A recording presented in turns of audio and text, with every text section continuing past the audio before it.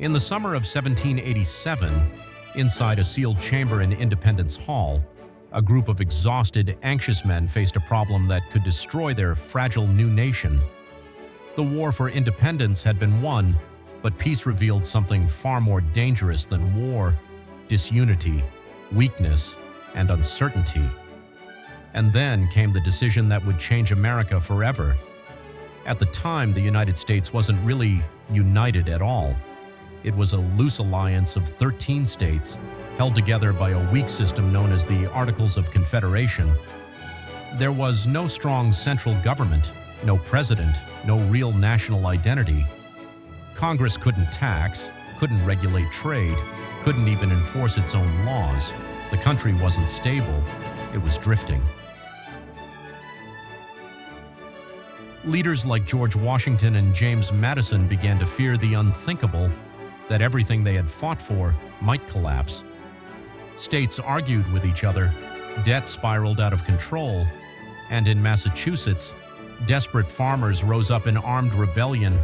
It became known as Shays' Rebellion. To many, this wasn't just unrest, it was a warning.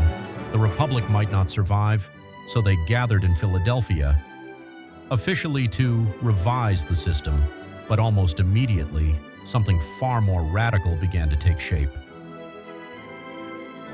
Behind closed doors, windows shut tight, guards posted outside, the debates grew intense.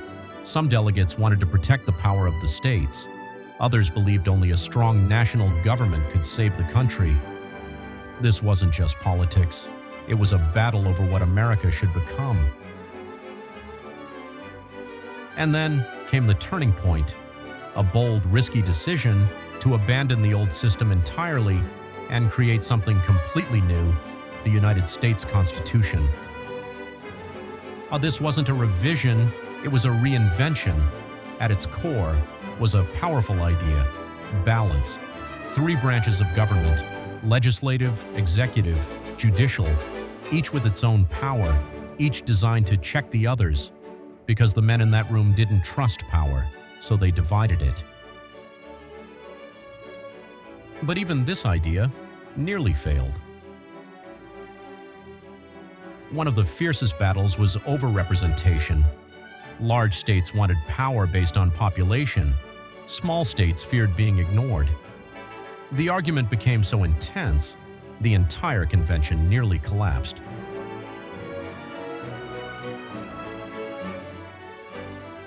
It was saved by a fragile deal, the Great Compromise, a 2-house Congress, one based on population, one giving equal power to every state. It wasn't perfect, but it held. Then came a far darker compromise: slavery. Southern states demanded power tied to enslaved people. Northern states pushed back. The result?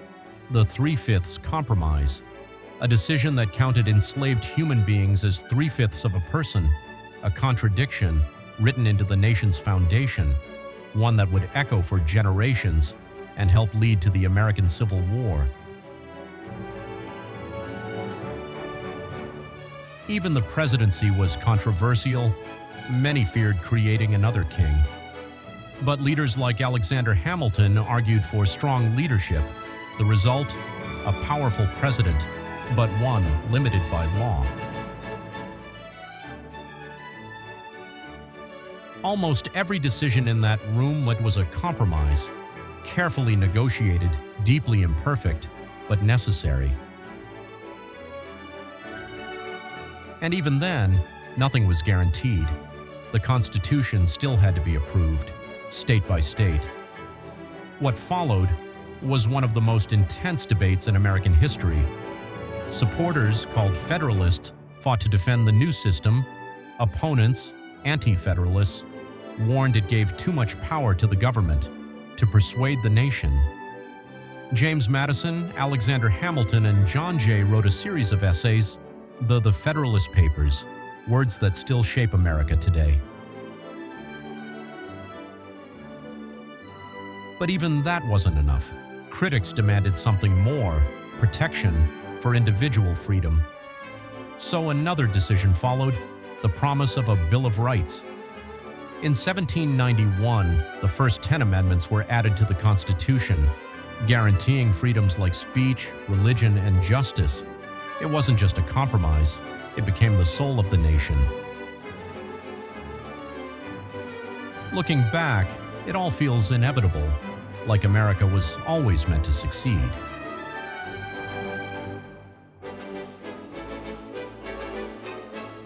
But in that room, in that summer, nothing was certain.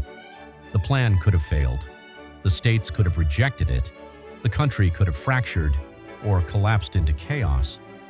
But it didn't. That one decision, to build something entirely new, created a system strong enough to survive and flexible enough to evolve. It shaped a nation that would grow from a fragile experiment into a global power. But it also carried contradictions, freedom and inequality, unity and division, and in many ways, the debates of 1787 never ended. They're still happening today.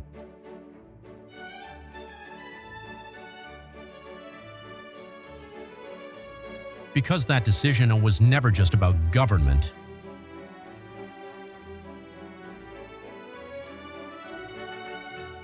It was about an idea, an experiment. And centuries later, America is still living with the consequences of that one extraordinary choice.